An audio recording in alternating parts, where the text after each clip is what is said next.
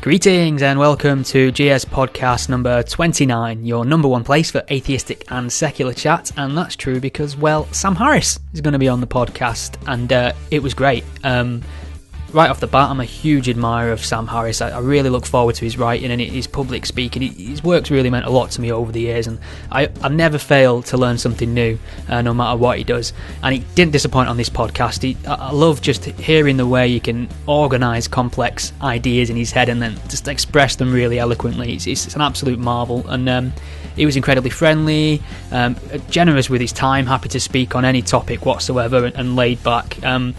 So laid back, in fact. I'm not sure we even mentioned where you can buy his book from. So I think if you go to samharris.org, there'll be some links there to pre-order his new book, Waking Up, which he speaks about at length on the actual podcast. There's some related events that he's putting on in the States as well, so check out some information on that. He does make mention to the first chapter of his book going online shortly, and that's up today. I had a good read of that, and it's fascinating, and he expands on some of the ideas he mentions on the podcast as well. So go and check that out. Also, I'd like to ask a favour. If you've enjoyed hearing from Sam Harris on the GS podcast, send him a few kind words on Twitter. You can find him at samharris.org.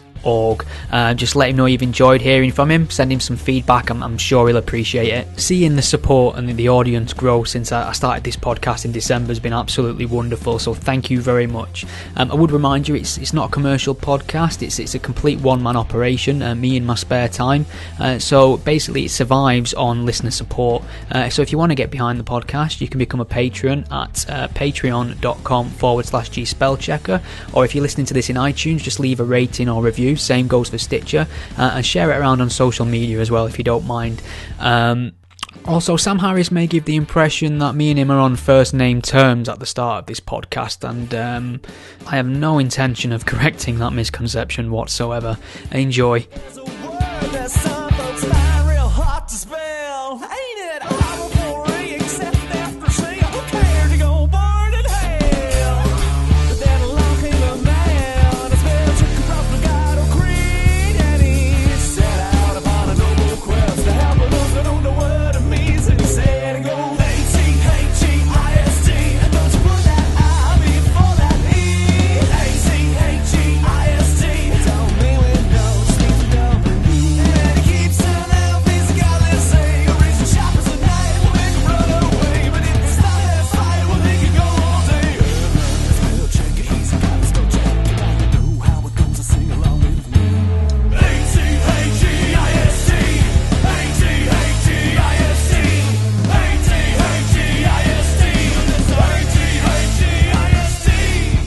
Sam Harris, welcome to the GS podcast. How are you? I'm great. Thank you, Stephen. It's difficult to know where to start, given the wide range of topics you've covered in your writing and your work. But I thought we'd jump into your latest project, which is your upcoming book, Waking Up, which is a guide to spirituality without religion. And I believe that's going to be accompanied by some live talks as well. What can you tell us about that? Well, this is my effort to make sense of people's so-called spiritual concerns in the context of reason and science. And as anyone who read my first book to the end, the End of Faith, and got to the last chapter, knows that this has always been something I've been interested in. I spent my 20s taking the claims of yogis and monks and lamas and other contemplatives very seriously.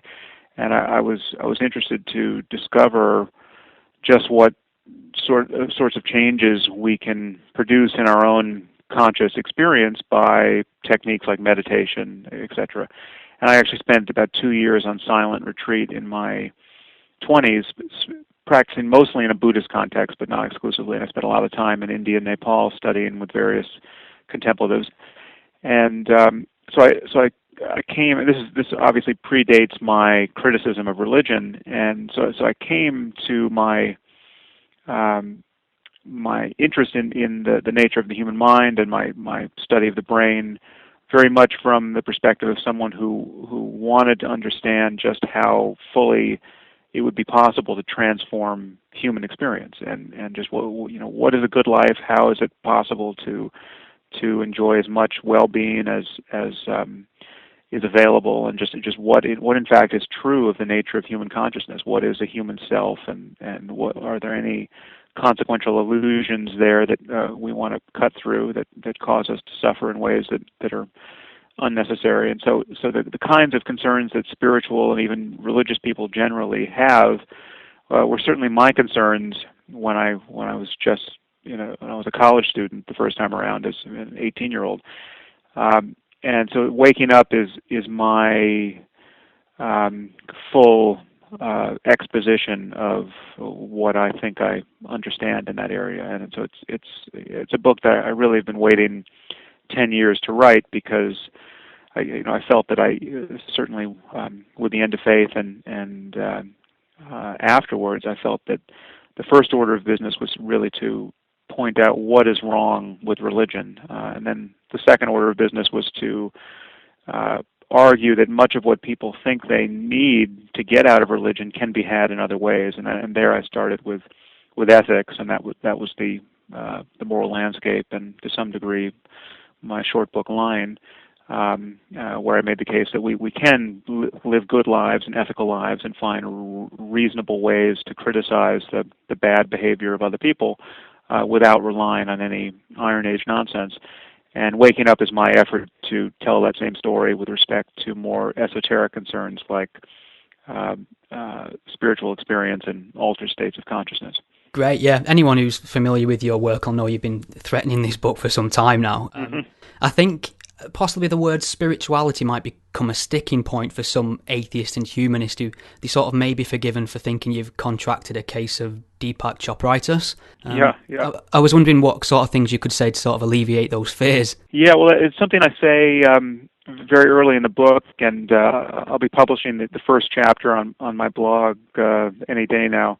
And I say it there, and I believe I've said it elsewhere on my blog already, that this term spirituality, unfortunately, I think is a term for which we have no good substitute. And it's true that it's laden with a variety of concerns and ideas that we want to criticize and disavow, but there really is.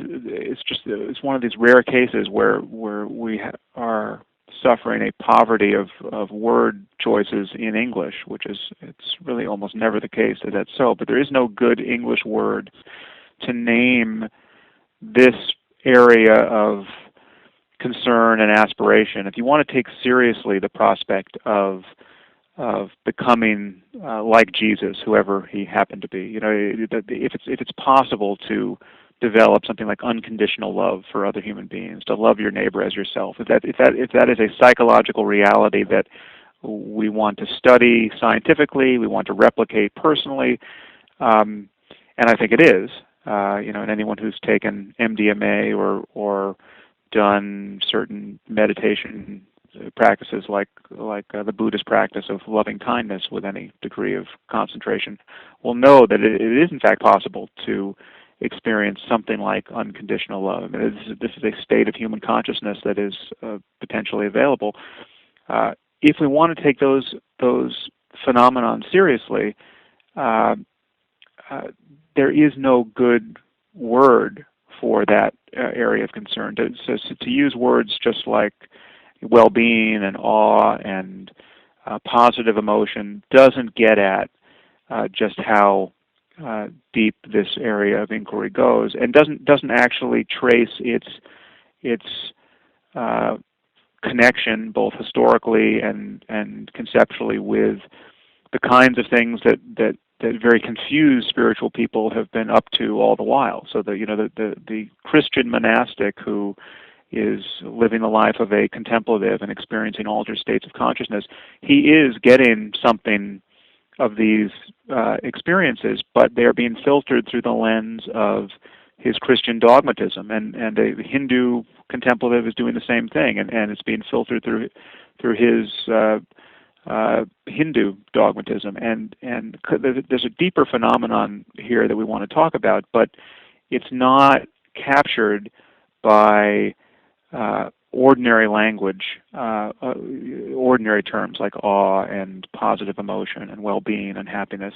It's deeper than that. There are many kinds. Anyone who's taken a effective dose of a psychedelic like LSD knows that human consciousness can be radically changed, if only for short periods of time. And these changes need to be talked about because they bear witness to possible. I mean, anything that a person has experienced on LSD, someone else has experienced without LSD, because we're simply talking about potentials of the brain. There's nothing you can experience on a drug that the brain is not susceptible to experiencing, because drugs simply modulate the nervous system in ways that the nervous system can be modulated. They either cause certain neurotransmitters to be more effective or less effective, or they mimic certain neurotransmitters.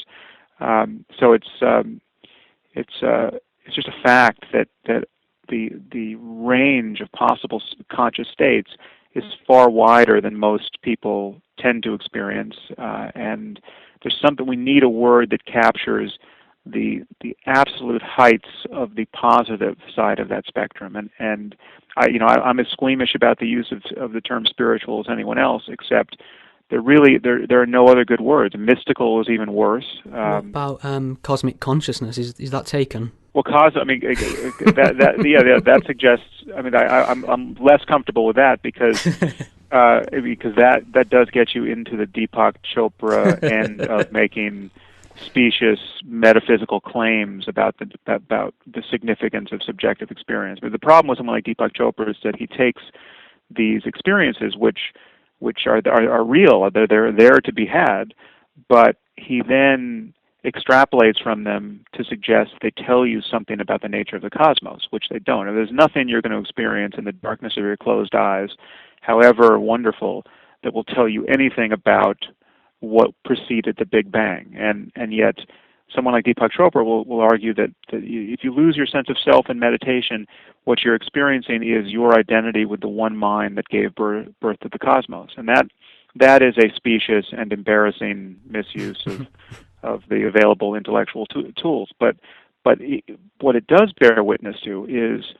that these states of consciousness are available and possible and interesting. And I mean, that is, any experience tells you that certain experiences are possible. But there actually is a connection between these more rarefied states of consciousness and scientific fact, but it's not a connection that leads to cosmology or quantum mechanics. There's a connection to psychology and neuroscience, and what we know from the mind sciences is that the ego is a construct, and ultimately it is an illusion. The idea that people are walking around with, that they have a stable self that does not change from moment to moment, that there's a subject inside their heads that is having the experience, that's in addition to the experience, that there's a thinker in addition to the arising of thought, that we know is an illusion. I mean, there's simply no place in the brain for an ego to be hiding, and everything about you that you can notice, your emotions, your powers of cognition, your autobiographical memory, every facet of your conscious life is a process distributed over the entirety of the brain for the most part. And these processes can be like any process, can be interrupted or entirely extinguished. They break apart in ways that are highly counterintuitive and at the level of our neurology. And there simply is no permanent, unchanging self. And it's possible, as any experienced meditator knows, to actually cut through this illusion and to bring your experience of yourself in the moment more into register with the actual facts of what we know to be true scientifically. But again, the connection between, quote, spirituality and science is not where people like Deepak Chopra draw it, where we're at the frontiers of spooky physics. It's at neuroscience and psychology, and that's something that I try to explain in my book. Okay, I mean, well, I learned a lot from your writing on meditation, and I have to say, before I read about it, I was of this narrow-minded view that it was all a bit new agey, a bit mystical and somehow supernatural, and it was sort of a revelation to read about how much of it involves clearing your mind, but it's a very difficult thing to do, and it requires a bit of skill. I was wondering if maybe you could talk a little bit about that. Yeah, I'm happy to. I guess one more point I would make on this, just to take the stink off the word spirituals, I would remind people that both Christopher Hitchens and Carl Sagan used the term as well. They didn't use it in quite the sense that I'm using it, but they both found it indispensable and used it without much apology. And they used it to describe experiences of beauty and meaning that they just thought were too profound for ordinary language, something like the Hubble deep field image. But and I think there's something misleading about the use of the term spiritual in that context. But again, there's a pressure on us as atheists often to reappropriate some of the good words from the past that have been saddled with bad ideas, and I think spiritual is one of those terms. I suppose evil falls into that bracket as well. Yeah, evil, exactly. Evil, if you're going to, yes, to have a naturalistic conception of evil is totally valid, but to feel that you can't use the word because you now have, now you're thinking too much about neurotransmitters and dopamine receptors and the clinical diagnosis of psychopathy, etc. To say that we can't use the word evil is to disempower us as in a war of ideas against bad ideas that are hugely costly to society. So if you're just going to lose all these potent words because you went to the Oxford English Dictionary and saw something you didn't like in their etymology, you're basically screwing yourself and making yourself irrelevant. And so I appreciate the concerns that people have with a term like spiritual, and I certainly do my best to disavow Deepak Chopra-like associations, but I do think at a certain point we have to just reclaim the available words. So anyway, on the topic of why meditation is so hard, it's amazingly hard, and if any of our listeners now were to try to pay attention to anything, their breath or just the sequence of sentences uttered in this conversation, without getting lost in thought for a second, they would last only a few seconds. It's just we have minds that are completely untrained, and the result is that we talk to ourselves incessantly, and it's so incessant and it's so habitual that we don't even notice it. It's just a torrent of conversation that is happening entirely inside our heads, and it is on its face quite crazy. It's entirely normal, so that we don't see any reason to think of it in pathological terms. But if you could just imagine your stream of thought being broadcast on a loudspeaker for everyone to hear, you would sound completely insane. You're telling yourself the same stories over and over again. You're ceaselessly judging everything in your environment. You're anticipating the future. You're rehearsing the past, and it never stops. And there's an immense amount of suffering that results from this. And that suffering is also ultimately unnecessary, because we've been taught, somehow conditioned to lacerate ourselves with this ceaseless rehearsal and narration of experience, rather than merely having whatever experience we're having.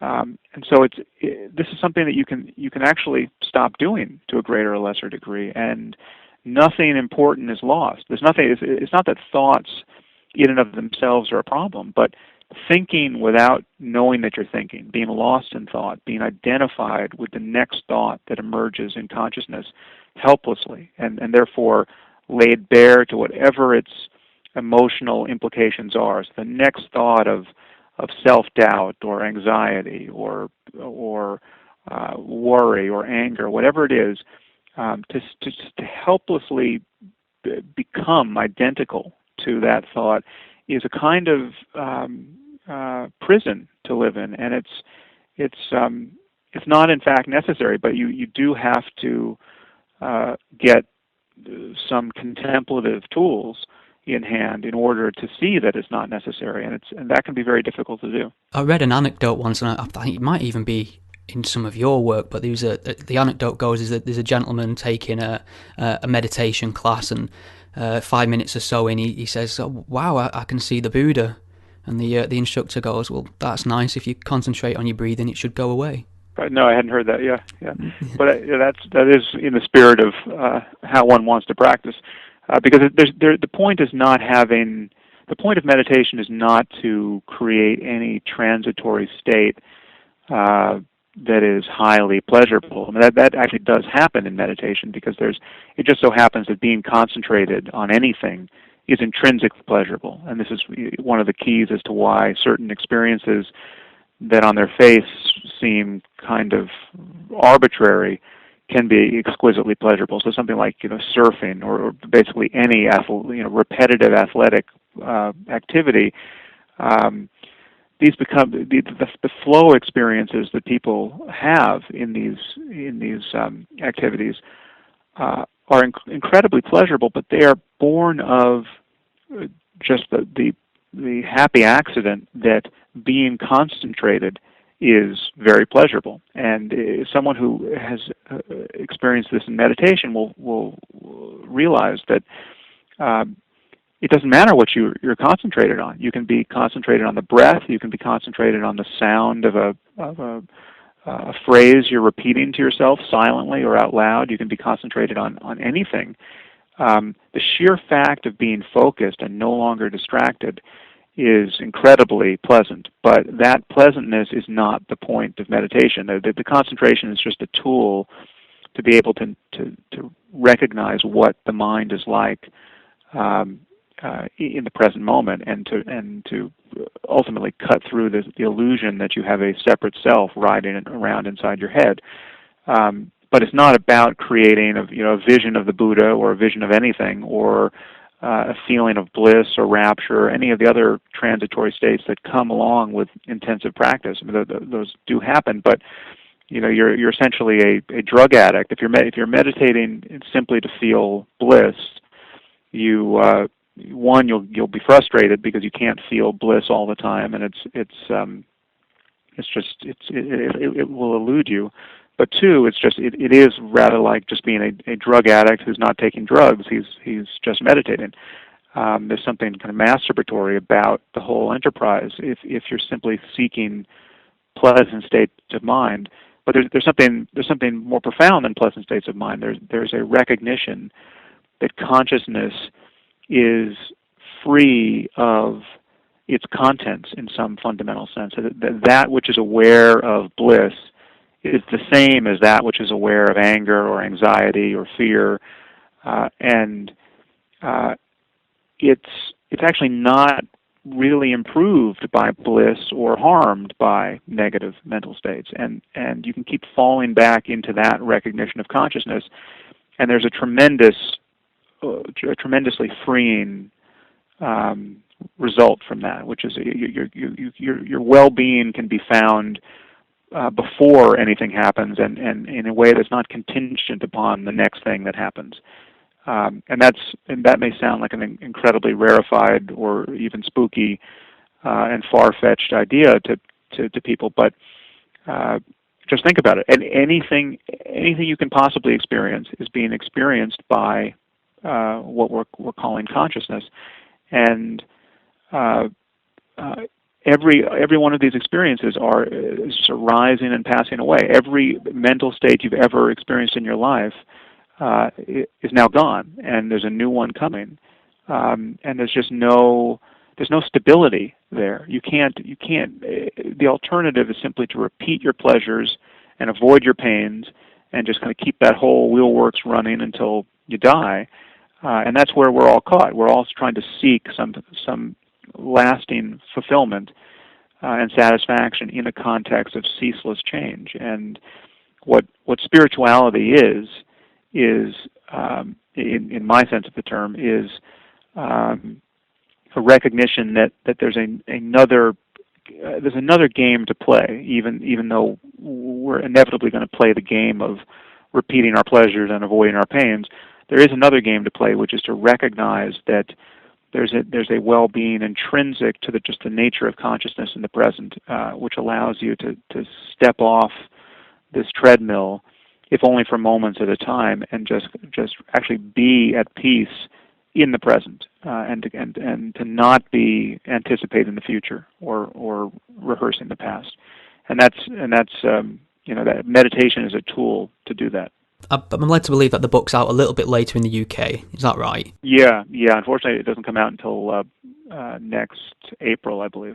And why do you hate the UK so much? Yeah, it's not under my control. For some reason, UK publishers thought it was, that it needed to be an April book. I have no idea why that was the case. But ideally, a book in English would come out everywhere in English simultaneously. But you just can't. The publishing space is just broken up into different territories, and publishers have their own business models, Okay. We won't hold you responsible for that then. But I did want to say, like, of all the people whose work I do follow, you have the distinction of being the most misrepresented. So, I mean, congratulations, firstly. Yes. Because there's more or less a whole different version of your career online that isn't even yours. And right. I was just wondering Thanks for noticing. Yeah, I wondered if maybe that's affected the way you write now. Do you find yourself trying to preempt where people might find something to misrepresent, or do you just accept that's like an inevitable consequence of what you do? Yeah, that's a good question. I think it has to some degree. To some degree, you're always writing a little defensively when you're writing nonfiction, and especially in any kind of academic background. You're at the very least trying to signal that you're aware of the counter arguments to whatever argument you're making, and if you don't really want to rehearse them at length, you still, with footnotes or some other flourishes, you will indicate that you're aware that there are doubts possibly arising in the mind of your reader. But yeah, this is on certain issues. I've just, through cruel experience, come to realize that these topics are just radioactive. There's just no way to say anything that isn't going to be misunderstood, often willfully, by a significant percentage of readers, and then your position will be distorted and lied about, or just obscured by all the noise.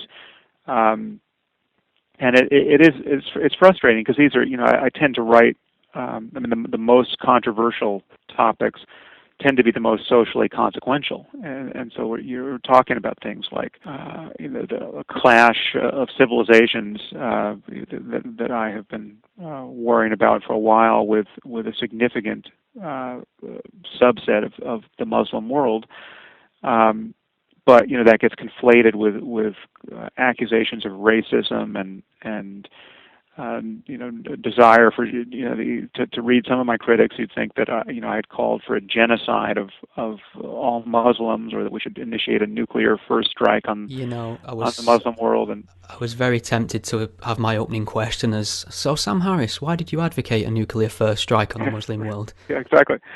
So it's if you can't talk about issues like nuclear proliferation and the logic of nuclear deterrence, and the way in which jihadism and a belief in martyrdom run roughshod over those, without people completely freaking out and saying that it's unethical to even talk about these things.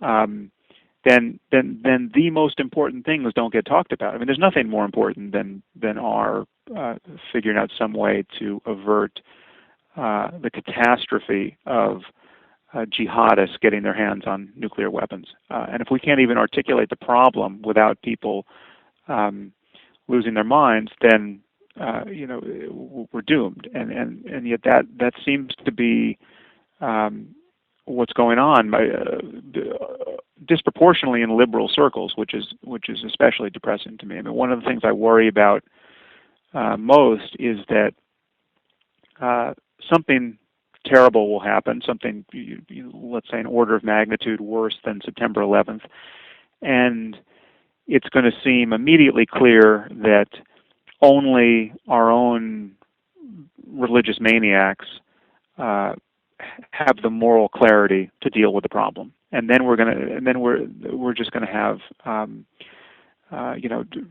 Christian demagogues in the West getting immense power because they're the only ones with steel in their spine who understand what we're dealing with, and I'm afraid that really does seem to be the case once you get on to the left I'm sure this is the case in the UK, but I can only speak with authority about what's happening in the U.S. Once you get far enough left of center politically, you meet people who cannot make a moral distinction between Israel and ISIS at this moment, or if they can, they make the distinction the wrong way. They think Israel is worse than ISIS. And that bespeaks a kind of moral confusion and blindness to the nature of the problem that I find frankly terrifying. And these are, by and large, educated, well-off people who are confused about these things. And so, I think the distortions of my work, especially on these subjects, they are frustrating, and they do cause me to write more and speak more and more defensively. But you can only waste so much time anticipating the confusion of a small percentage of your audience. But actually, I think I misspoke there. It's actually on certain of these topics is not a small percentage. It's reliably a majority of the audience because certain topics are so taboo that just to raise them, you're going to piss off a majority, and certainly, and again, it's very depressing to me that this seems to be among political liberals more than anyone else, because political liberals are right about almost everything, as far as I can tell, except these most consequential things. And all of their other concerns, a concern for the poor, a concern about wealth inequality, concerns about social justice and equality for all stigmatized minorities, all of this whole suite of liberal concerns are morally enlightened.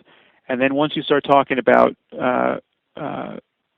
people throwing battery acid in the faces of girls who try to learn to read in Afghanistan, or a group like ISIS, you get just the starkest moral confusion out of these people, and it's very troubling. Yeah, I agree. We have the same crisis of the left in the UK at the moment, but I mean it's telling. I mean I really enjoyed your exchange with what's the chap's name? Andrew Sullivan on the issue of Israel, and I thought what was fascinating and telling about that entire exchange was how casually he was willing to throw the word genocide about, to the point where when you pulled him up on it, he didn't even realize he'd done it. Yeah, that was kind of cute when I was happy he allowed me to leave that in there, because when I forced him to do a keyword search of his own blog post, and he turned up the word genocide that he thought he hadn't used.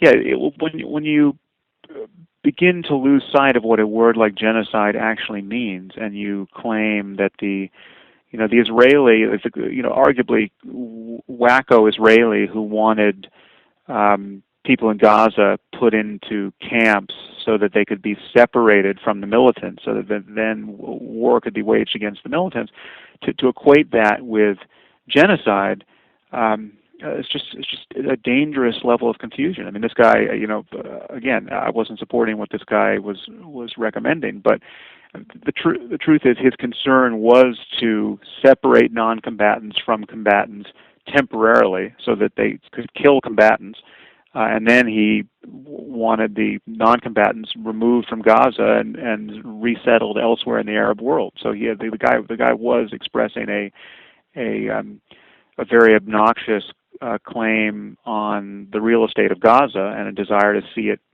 purged of Arabs, but he was not talking about killing non-combatants. He was not talking about genocide. He was talking about avoiding as much collateral damage as possible.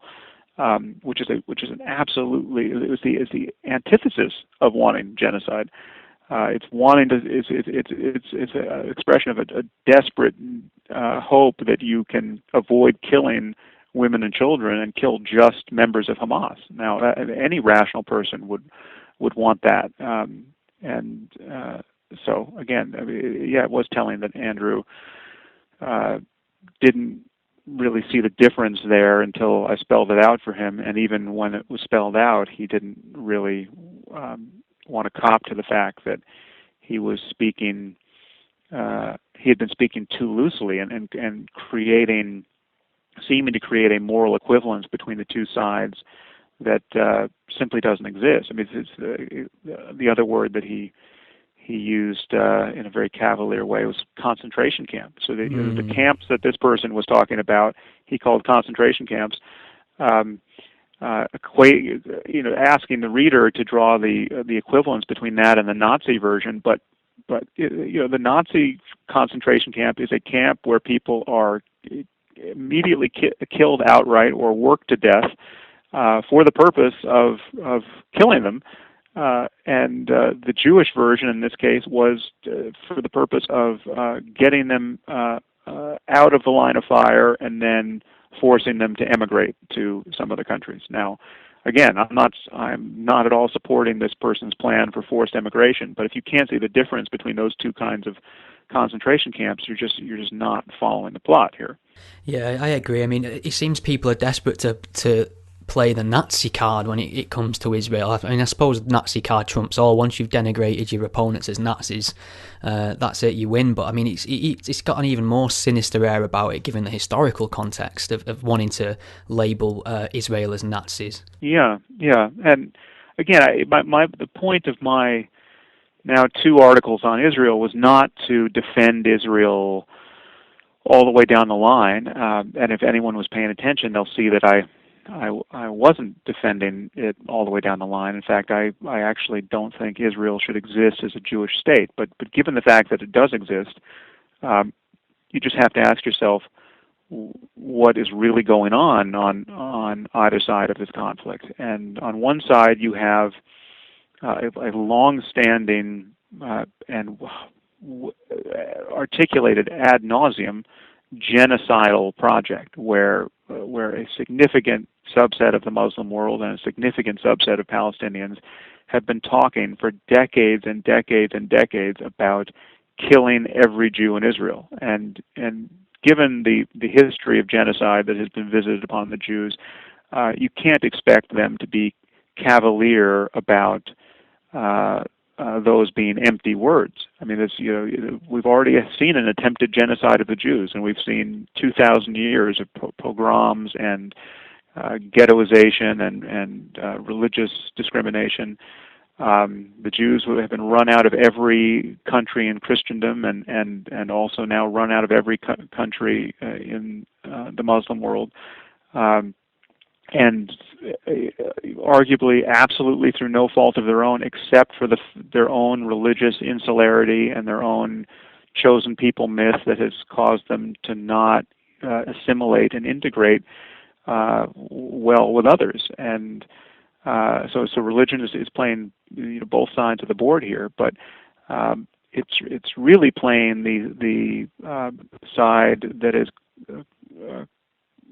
giving us anti-Semitism and occasional attempts at race murder. I mean, so because we have we have this explicit demonization of Jews under Christianity and also under Islam, and Islam has inherited arguably the worst features of Christian anti-Semitism at this point. And so, yeah, if you look at the discourse about Jews in the Muslim world, even in contexts where no one has even met a person who has or will ever meet a Jew. I mean, 99% of Muslims have never met a Jew and will never meet a Jew. And yet still, in countries like Somalia, as my friend Diane Hersey Ali let me know, children are still taught to pray for the destruction of the Jews. It's completely insane, and yet it just comes to them in the water, and that's this is yet another instance of religion giving us hatreds and conflict that wouldn't exist otherwise. Okay, I mean, I'm always pleased to see that you engage with Twitter, and this, from what I can tell, this exchange with Andrew Sullivan came about because of a Twitter exchange. But I noticed you're also familiar with Majid Nawaz as well, and mentioned him in that exchange. And I'm a huge admirer of what Majid does. Obviously, I think people like him should be, listened to a lot more. But there was a slight hint of a collaboration between you two. I was wondering if that led anywhere, or if there's anything you can tell us about it. No, it hasn't actually, and it could be that he reached out to me and I just didn't notice. It's hard to see what you're not seeing on Twitter. So I'd be happy to talk to Majid, and we've met once, and unfortunately it was not the most auspicious meeting. I think his tune has changed a little bit over the years, and I'm happy to see that it has. It was. To my eye, he didn't start out as reasonable and as honest on these issues as he appears to be now. And I've only met him once, and I haven't yet read his book, but I've seen the kinds of things he's tweeting, and I see the kinds of risks he's taking, and I think he really deserves everyone's support, and I'm really grateful he's out there. But no, we haven't collaborated on anything at this point. Yeah, I mean the feeling I get from Majid post his book Radical, I think it's called, is that he is obviously a Muslim of the variety that will say it's people are misinterpreting. But he does take a very strong stand on secularism and human rights, and he'll be the first to challenge. There'll be no sort of tribal aspect to his opinions. He'll challenge people within Islam as well on anything he feels that they're doing, which is ethically murky. Yeah. Well, so if you want to see how much he has changed, or appears to have changed, you can go back and look at the debate he did, the Intelligence Squared debate he did with. I forget who else was on his side, but his side was against Ayaan Hirsi Ali and Douglas Murray, and I thought so Majid in that debate played. Was it the Arabic question? To some degree, this is set up by the very nature of a debate. But I thought there was something very dishonest about how he was prosecuting his side of the debate. He was chastising Ayaan for not being an Arabic scholar, and basically playing hide the ball with the articles of the Muslim faith. And when I challenged him on that, after the debate, when there was a dinner after the debate, his response to me was in that context very hostile and not at all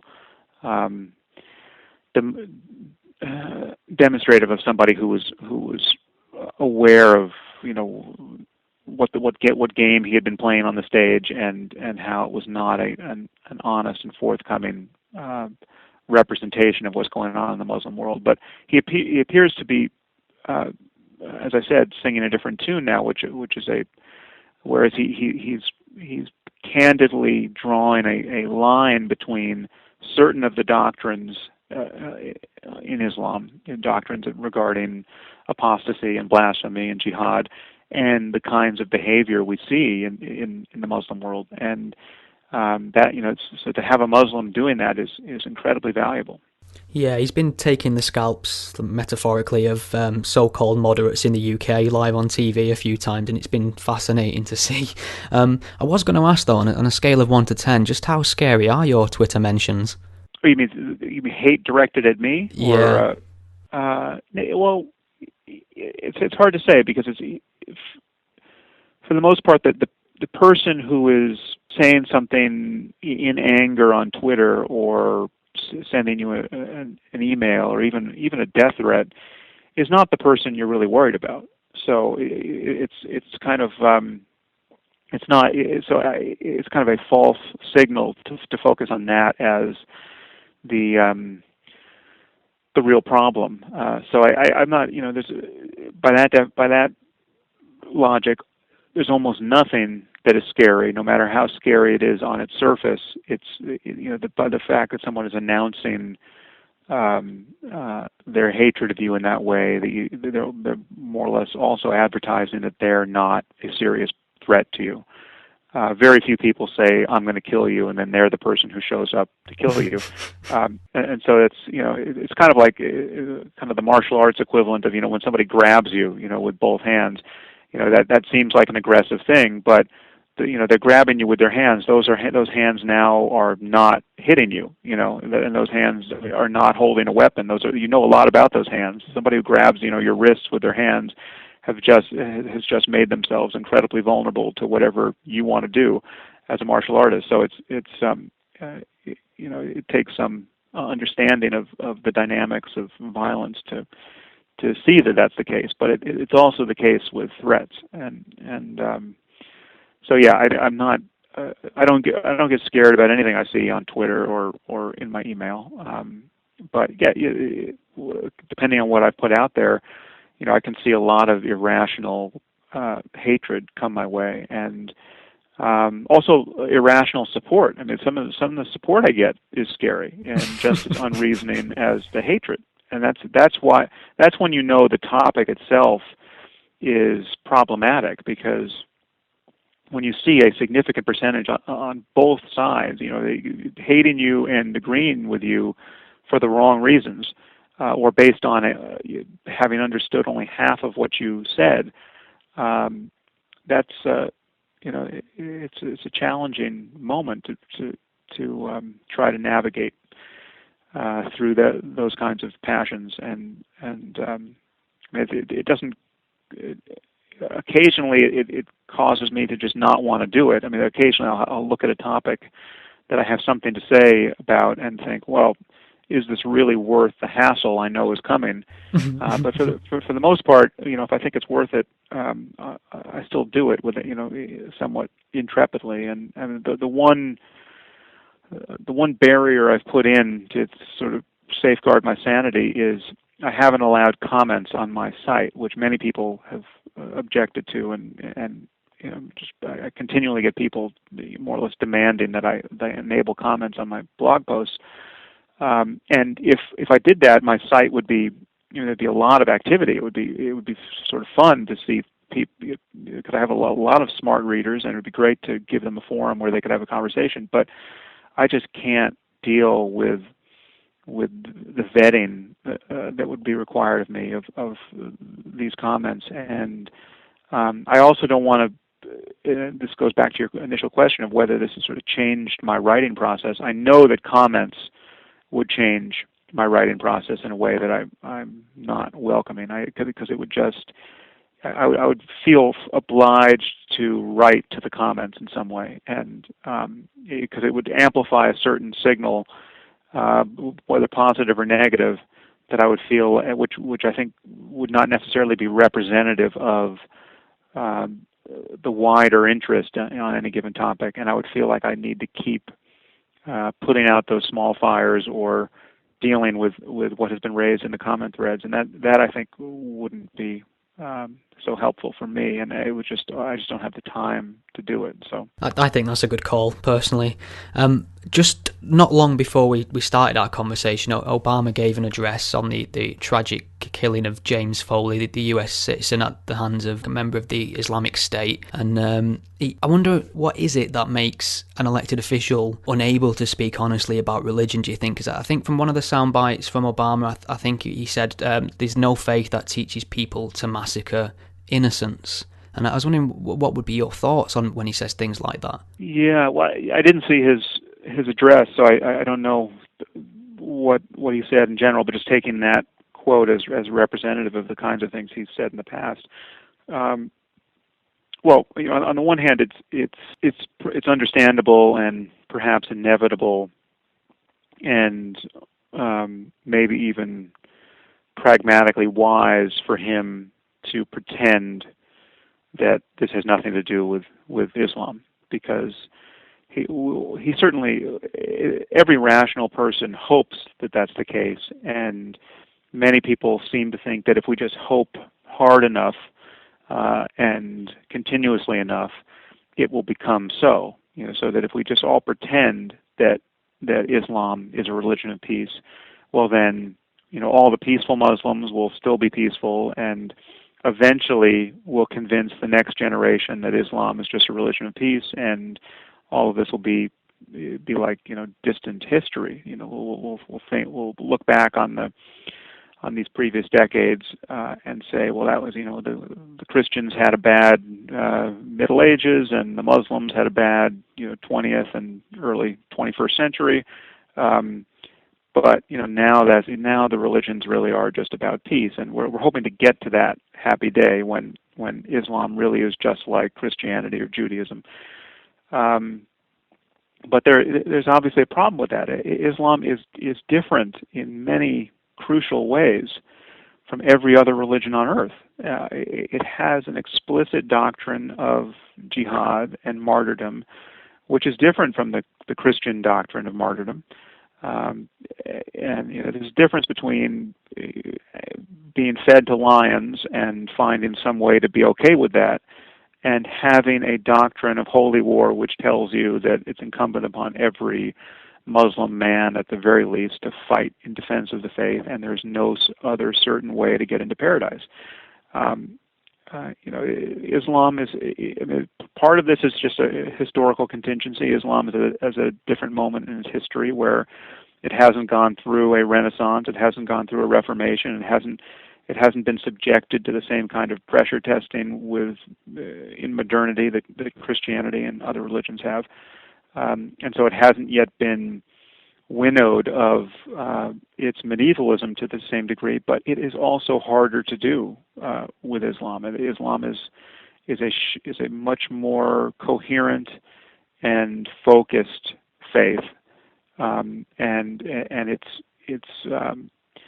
the prospect of divesting it of its politics and its triumphalism and its aspiration for world domination.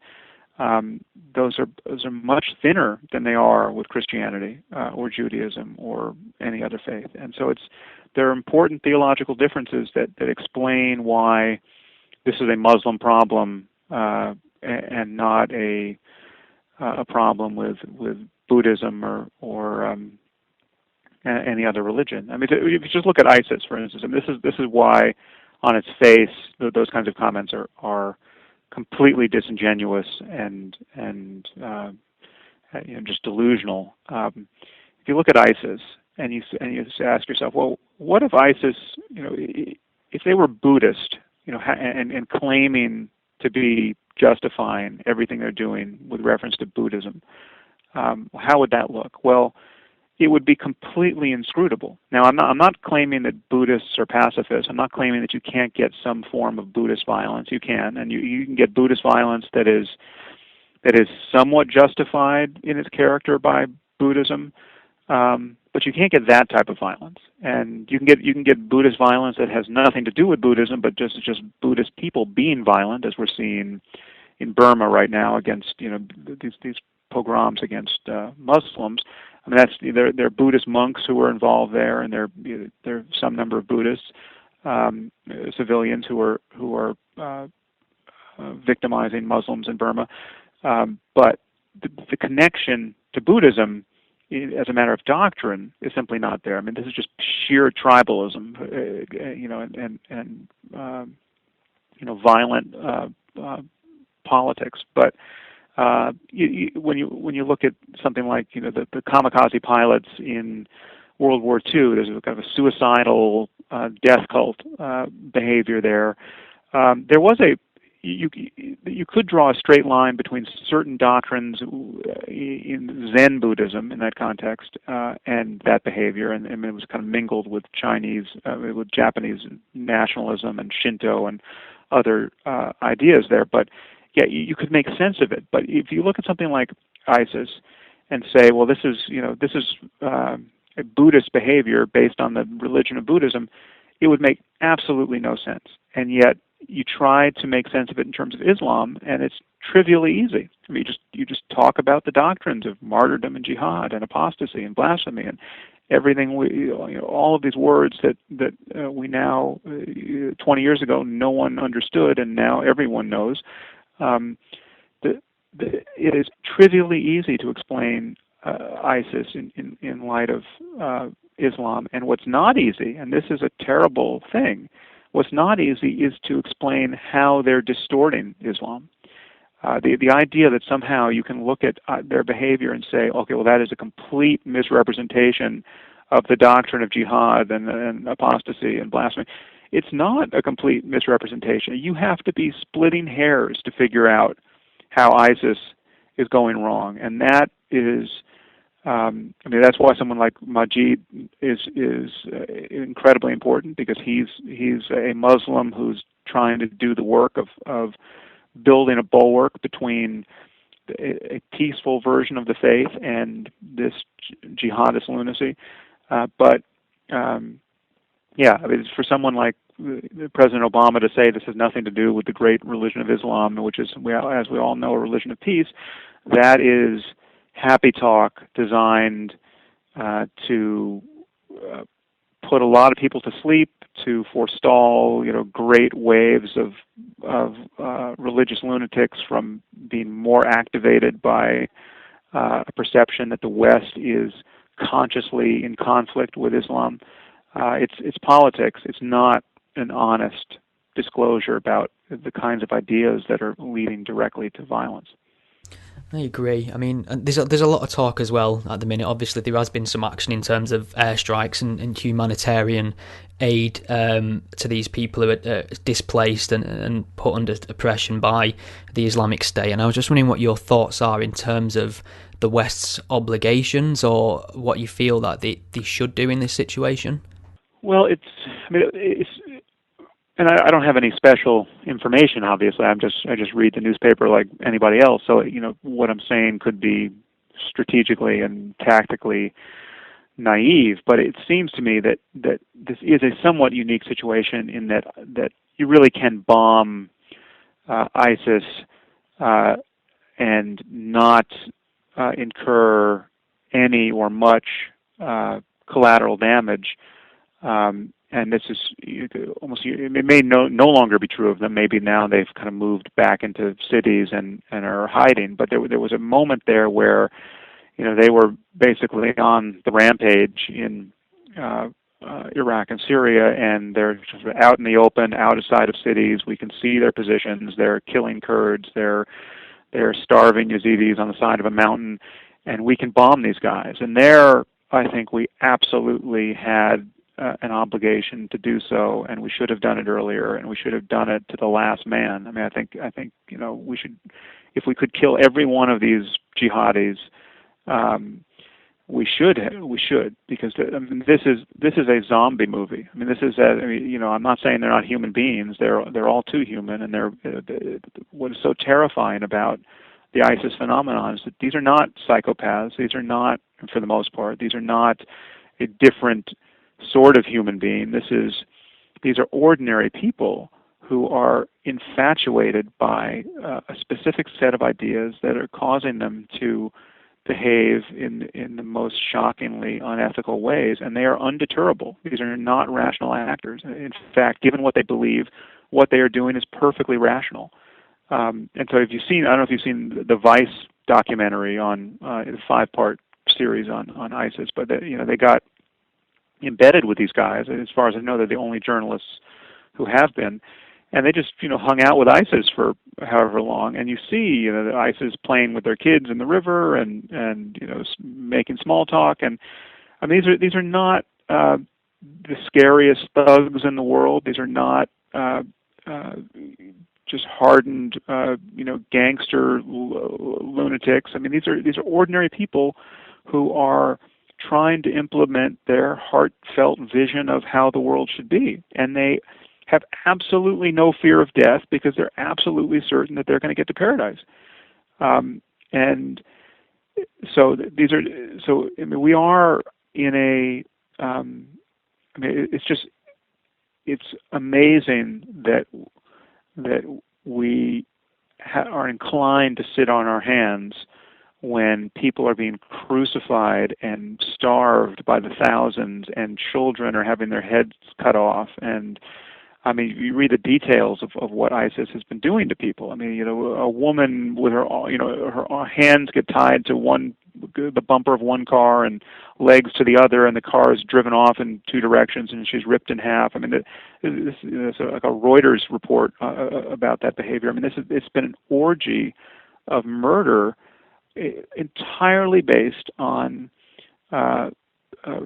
this religious sectarianism that is erupted in Iraq and Syria, and again, if these guys are sitting out in the open with artillery that we gave to the Iraqi army and they now own, of course we should bomb them. And the liberals who started squealing about how we were now being led back into a stupid war in the Middle East, they have to own the moral implications of that full view, which is yes, they should say yes. Let's let the Yazidis starve on a mountainside.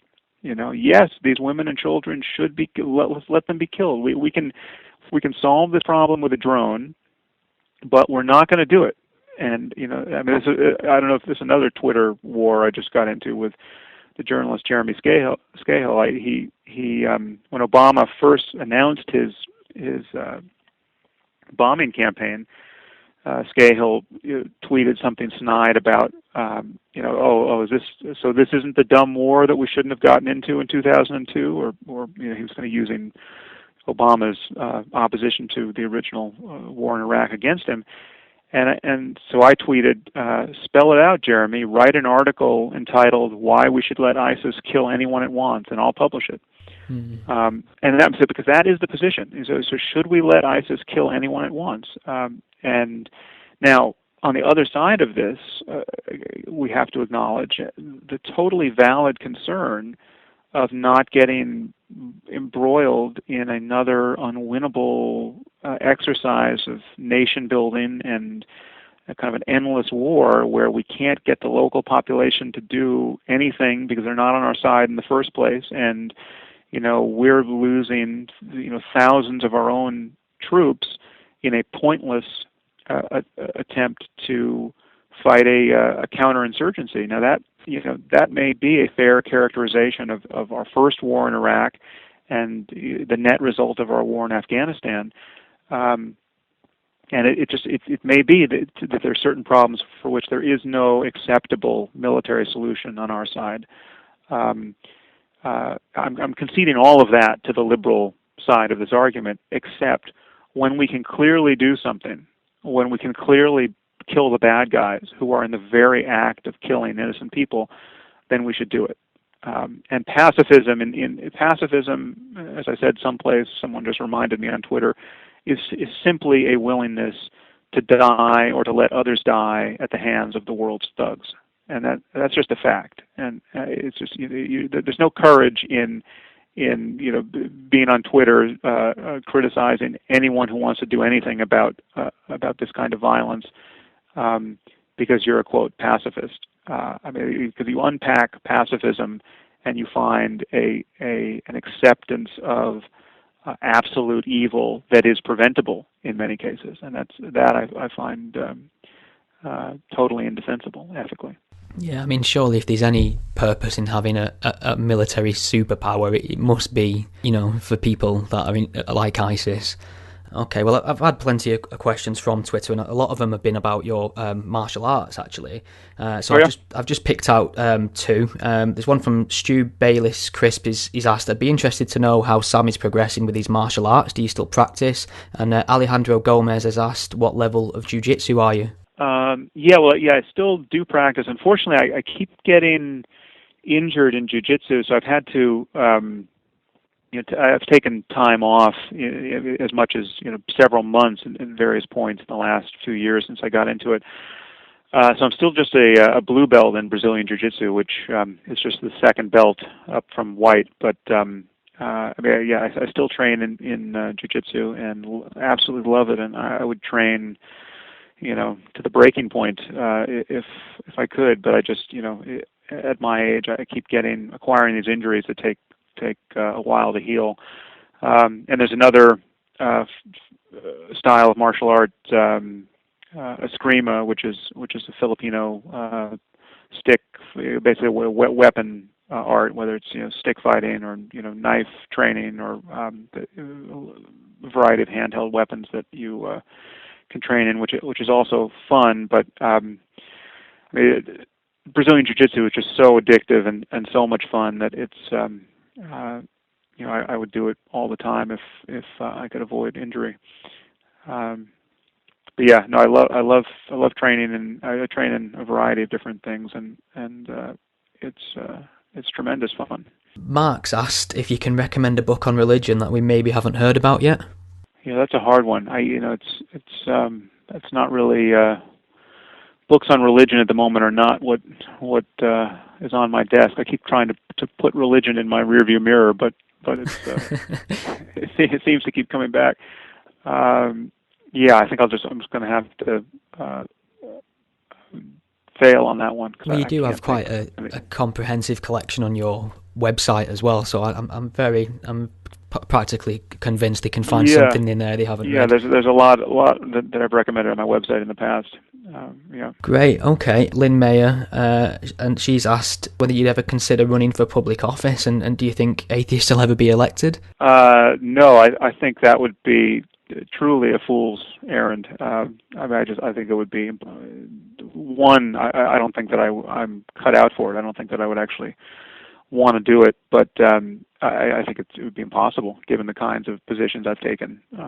Just the thing that this podcast alone would disqualify me for running in any district in the United States. So it's just a conversation that starts with an endorsement, implicit or otherwise, of psychedelics and ends with a call for the bombing of the indiscriminate bombing of ISIS. I think is that range of convictions is probably unelectable. Maybe if you lose that telling the truth aspects of your personality, you could do fine. Stephen B's asked, what's the best way to expose woo for what it is when talking to people who aren't necessarily skeptical to begin with? I suppose woo he's talking about the old Deepak Chopra. Yeah, well, it comes down to focusing on the evidence and the arguments, and also one has to be sensitive to when, both in oneself and in others, when the desire that something be true begins to masquerade for evidence or begins to reduce one's commitment to paying attention to the quality of the evidence and the arguments. There's so many things out there that people want to believe, and the intuition that really only gets tuned up in science is, and which should be kind of universally subscribed to, is that wanting something to be true is not a reason to believe that it's true. In fact, it's a reason to worry that one is not paying attention closely enough to the counter evidence and to the effect of one's own cognitive biases.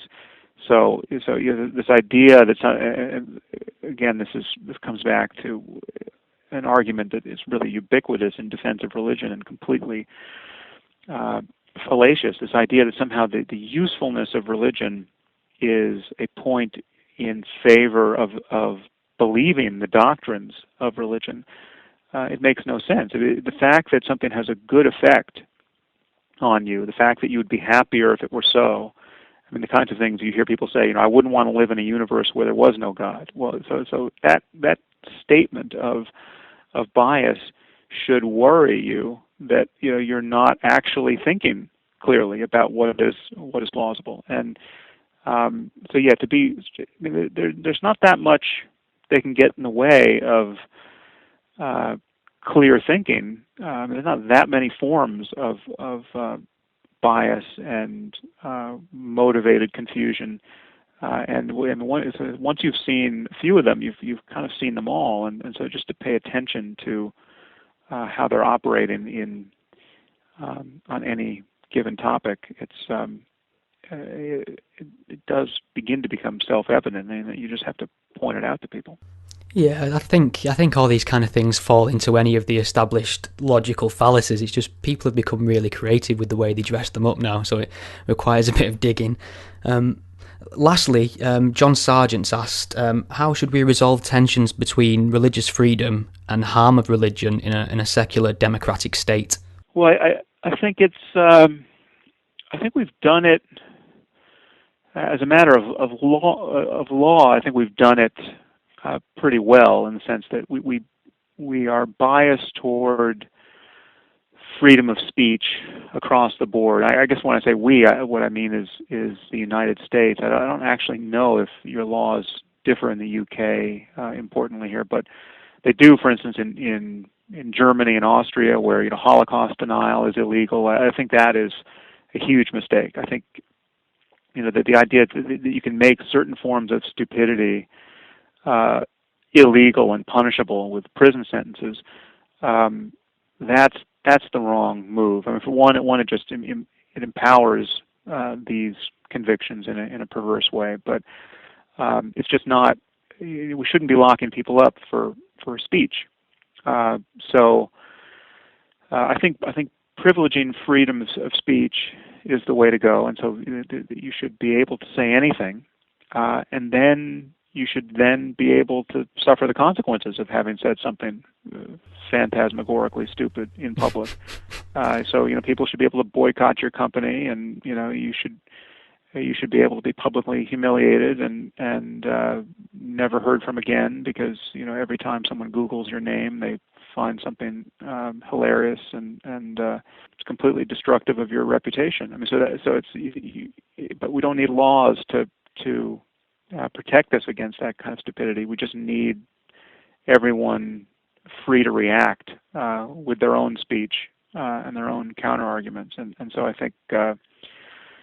But the thing we have to notice is that certain people aren't, and one religion in particular is refusing to play by these rules. So that we really have already lost our freedom of speech with respect to Islam, because of how incessant and credible the threat of violence is in response to criticism. So the fact that we could not, the fact that you and I could not decide to have a Muhammad cartoon contest tomorrow, because we know that the rest of our lives would be encumbered by having to avoid credible threats of murder. We've already lost our freedom of speech on that particular topic, and one of the great disappointments of liberalism at this moment is that it has come down on the wrong side of this absolutely stark boundary line between civilization and the Middle Ages,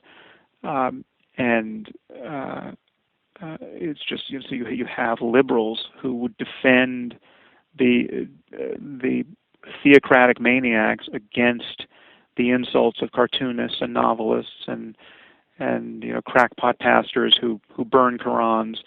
I mean, the amazing, I don't know if you remember that pastor in Florida, I think it was, who was, burning Qurans or threatening to burn Qurans, and, when asked why he was doing something so obscene and so reckless and so indefensible by, he was asked by politicians, he was asked by journalists, he said, I mean, this guy is a religious lunatic of his own flavor, of course. I've got nothing in common with this man, but he was absolutely he was as lucid as Steven Weinberg on this particular point. He said, "Listen, everyone is telling me that Islam is a religion of peace. I'm just trying to show you that you're all lying to yourselves. If it's a religion of peace, there's no problem here. If someone was going to burn the Bible in Afghanistan, I, as a Christian, wouldn't harm anyone. But here I am, just threatening to burn the Quran, and the whole world is being burned to the ground by hordes of Muslim lunatics. So I'm just pointing out to you that this isn't a religion of peace." Now that is absolutely cogent, clear. Now you might just think it's morally irresponsible for him to do something that he knows is going to cause that much unrest, but still, the boundary line between the good people and the bad people has to be drawn right there. We have to be free to burn books. we have to be free to make art that is would otherwise be worthless. Putting a crucifix in urine or whatever whatever the next provocative artwork is. You have to be able to do those things without being killed. And your state has to protect you when they're, and journalists have to protect you when credible threats of death are aimed at you as a result. And that is just, if liberals can't see which side to come down on there, it's a terrifying circumstance. And again, when the only person making reasonable sounds at that moment is a crackpot pastor who believes that Jesus is going to come back in the next 50 years, and even the editorial page of the New York Times can't find the ethical line through this moment. It's terrifying. Yeah, I really don't think that can be pointed out enough. Sam, this has been great fun to talk to you. Is there anything that I've not asked you that I should have? Is there anything you wanted to expand on or get in that you haven't? No, I don't think so. No, it's been a pleasure, Stephen. It's been great. I really look forward to speaking to you, and I'm really looking forward to waking up when it finally arrives in the UK as well. Best of luck and congratulations on the podcast. And thank you all very much for listening. You can keep up to date on the podcast at gspellchecker.com. I think we've all learned something here today.